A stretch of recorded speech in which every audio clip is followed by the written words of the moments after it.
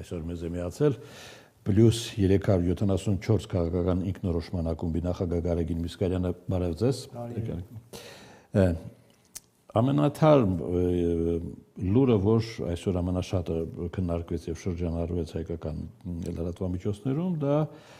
այն մասին է, որ Ռուսաստանում ժամանակավորապես դադարեցվել է ջերմուկ հանքային ջրի վաճառքը։ Պետական համակարգի գործողությունն է ընդդեմ ջերմուկի, մի այդպիսի դեպք եղել էր 2 տարի առաջ, որը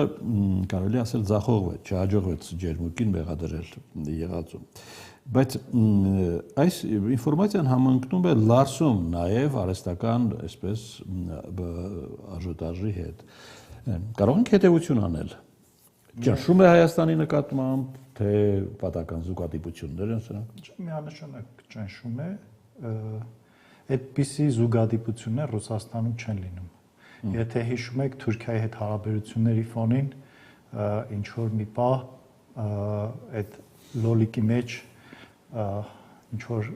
միջատներ հայտնաբերեցին, հետո Հայաստանի ծեր լոլիկ գնում, Հայաստանի լոլիկի մեջ միջատ հայտնաբերեցին, հետո ջերմուկի այդ դեպքներ, հետո ինչ որ կոնյակի հետ կապված խնդիր կար Վրաստանում, որ էլի Չարլեզուներն ասում էին Ռուսաստանի հետ կապված։ Նույն շղթան եք նկարագրում, ինչ։ Հա, այսինքն տնտեսական պատժամիջոցների տեսակ է։ Ինչու, ինչ ենք արել մենք, որպեսզի չենք արել, կարծում եմ դրա համար։ Այսինքն չենք արել այն, ինչ իրենք կուզեին, որ մենք անենք, եւ հետեւաբար չենք խաղում, այսպես ասած, իրենց ուզած խաղը։ Բայց Հայաստանի վարչապետն ասում է Ռուսաստանի հետ հարաբերություններն ամենաբարձր մակարդակում են։ Օրեր առաջ։ Բնականաբար խնդիրը այստեղ ջերմուկը սնանկացնելը չի, կամ Հայաստանը։ Ջերմուկը չի սննկանա, ջերմուկը չի կարող իր հայկական բրենդ է համարվում ջերմուկը եւ վաճառել այլ երկրում։ Կարող է վաճառել, իհարկե նաեւ վաճառում է, ռուսական շուկան մնում է ռուսական շուկա, հատկապես մեր երկրի համար, որպես ԵԱՏՄ անդամ պետություն, բայց այստեղ խնդիրը ոչ թե տնտեսական պատժամիջոցներն են որպես այդպիսին, այլ ավելի շատ քաղաքական է, ցույց տալու համար Ռուսաստանի վերաբերմունքը Հայաստանի վարած քաղաքականությանը մի կողմից եւ մյուս կողմից ընտրություններին ընդառաջ հասարակական դժգոհություններ արտնասնել, վախերը սնել, չէ՞ որ այդ խոսակցությունները դժգոհությունը հեղուկ գազի ուղղությամբ կա արդեն։ Այո, հեղուկ գազը դե միայն ռուսականը չէր մեր մոտ, հիմա Պարսկաստանի խնդիրն էլ մյուս կողմից այս վերջի պատերազմը նույնպես ազդեց։ Այո, կան եւ դա նայեք հեղուկ գազի խնդիր էլի է եղել։ Այն ժամանակ չկար հայ-ռուսական հարաբերություններում այսպիսի լարվածություն, բայց այդ խնդիրը կար, այսինքն դա կարող է նաեւ տեխնիկական պատճառներ ունենալ իր հիմքում մի կողմից, բայց մյուս կողմից չի բացառվում, որ դա էլ է քաղաքական նկատառումներից ելնելով ստեղծվել։ Այսինքն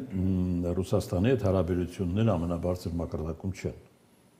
Ամենաբարձր մակարդակի ինչ նկատի ունենք։ Երբևէ այդպես չի եղել, դա այո, մենք երբեք վարչապետի բնութագիրն է։ Երբեք էլ Ռուսաստանի հետ չենք ունեցել բարձր հարաբերություններ, հավասար արժանապատիվ հարաբերություններ, եղել են վասալային հարաբերություններ։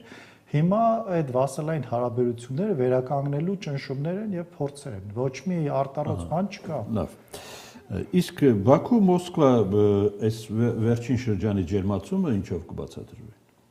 Բաքու-Մոսկվա ջերմացումը ես այդքան էլ ջերմացում չէի համարել, փորձեր են ջերմացման, ես կարծում եմ, որովհետեւ դե այնպեսի բարձրագույն հայտարարություններ են հնչում պաշտոնական։ Դե նայեք, հիմա Մարիա Զախարովան օրը մեջ իրար հակասող հայտարարություններ անում, կամ ասենք Եվրոպային ինչ որ բանի մեջ ա մեղադրում, այդ նույն Մարիա Զախարովան չի բացառվում, որ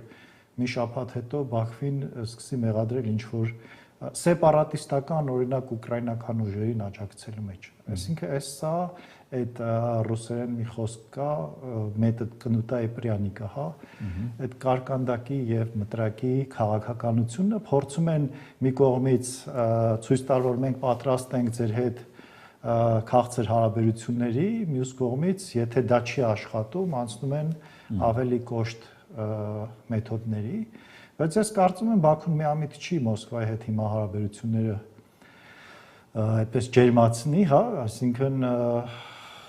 գոնե Հայաստանի ընտրությունների առումով բնականաբար նայ, եթե օրինակ դիցուկ Մոսկվան շատ է ուզում, որ Հայաստանում իշխանափոխություն լինի,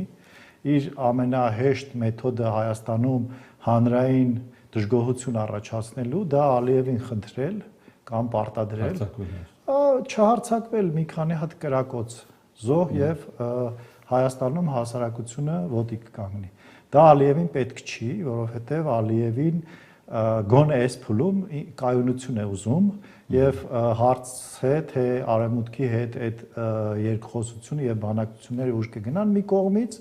մյուս կողմից հարց է թե Ռուսաստանի եւ Ուկրաինայի պատերազմը ուժ կտանի Ռուսաստանին։ Դրա համար հիմա Ալիևին փչացնել հարաբերությունները արևմուտքի, Հայաստանի, Թուրքիայի հետ հանուն Ռուսաստանի հետ անհասկանալի ապագայի չի անի։ Դրա համար այդ քաղցր խոսքերը, որ Կրեմլից հնչում են, դրանք սիրաշահելու կամ ինչ որ բաներ խնդրելու նախադրյալներ են ստեղծում։ Ամեն դեպքում ադրբեջանցի մի փորձագետ, հայտնի փորձագետ գտնում է, որ դեպի Մոսկվա ջերմացումը պայմանավորված է Թրամփի թուլությամբ, թուլացող դիրքերով։ Ես չէի ասի, որ Թրամփի դիրքերը այդպես ինչ որ կտրուկ թուլացել են, բայց դա ավելի շատ ապահովագրելու մեթոդ միջոց է եւ դա ոչ թե ջերմեցում է, նորից եմ ասում, այլ երկխոսության նախադրյալներ ստեղծելու փորձ է։ Գարիկ, ասեք հայ-թուրքական, հայ-ադրբեջանական շփումներում որոշակի դադարը պայմանավորված է Իրանի դեպքերով, թե հայկական ընտրությամբ։ Ես կարծում եմ եւ նա եւ նա։ Եվ նա։ Այո, այսպես ասել, որ սառած են կամ դադար կա, այդքան էլ ճիշտ չի, որովհետեւ հա, հանդիպման կարծում չէ, ազգային ժողովի նախագահը գնաց Թուրքիա, չէ, հանդիպեց իրենց ազգային ժողովի նախագահի հետ։ Էլի այդ հանձնաժողովը Եվ ասեց, որ դուք դարձել եք Բաքվի պատանդը։ Ովքեր են դարձել Բաքվի։ Թուրքիան։ Հայաստանի հետ հարաբերություններում հա դե հասկանալի է ես չեմ ուզում մեկնաբանել այդ հանդիպումը զուտ ուզում եմ ասել որ հարաբերությունները այդքան էլ դադարի վրա չեն ինչպես կարող է թվալ այնպես չի մինչև հիմա շատ արագ սրընթաց զարգանում էին այլ հարց է որ կային վտանգներ որոնք այս պահին այդքան սուր չեն զգացվում եւ դա պայմանավորված է այո Հայաստանում տեղի ունեցող ընտրություններով Դրանով է պայմանավորված նաև Եվրամիության երկրորդ առաքելությունը։ Նաև դրանով, նաև Ռուսաստանի եւ Ուկրաինայի հարաբերություններով այս պահին ոչ Ադրբեջանին, ոչ Եվրոպային, ոչ Թուրքիային, ոչ Հայաստանին, ոչ Պարսկաստանին ձեռնտու չի հայ-ադրբեջանական հարաբերություններում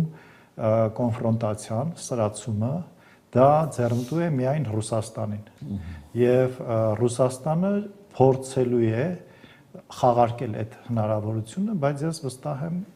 մի 90%-ով որ դա չի ստացվելու։ Արդեն հայտնի է Հայաստանում խորհրդարանական ընտրությունների մասնակիցների կազմը։ Շուրջ 29, թե 19, հա։ Դե, որտեղ 19 է, որտեղ 19 է, այնտեղ 29 է։ Ինչ տպավորություն է թողնում այդ կազմը։ Ինչ որ միշտ է թողել, շատ ողբալի տպավորություն է թողնում։ Հայաստանում շարունակում է չլինել քաղաքական դաշտ, քաղաքական ուժեր, քաղաքականություն, քաղաքական միտք եւ դրանից բխող իր հետևանքներն է ունենում։ Այս տարվա ընտրություններն էլ դրա նման էլի վատի վատագույնի մեջ ընտրություն է լինելու։